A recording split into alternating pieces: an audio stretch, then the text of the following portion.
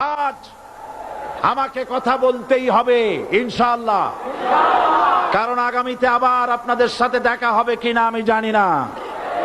কথা বলতেই হবে।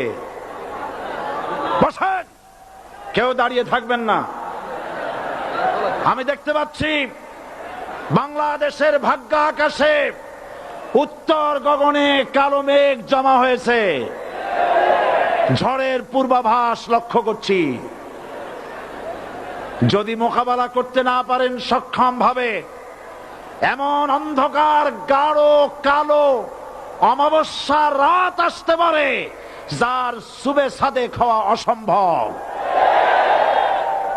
সুতরাং আপনারা কি কাপুরুষের মতো কাফের মুশরিকদের গোলামি করে মরতে চান? বিড়ালের মতো 500 বছর বেঁচে থাকার কোনো লাভ নাই।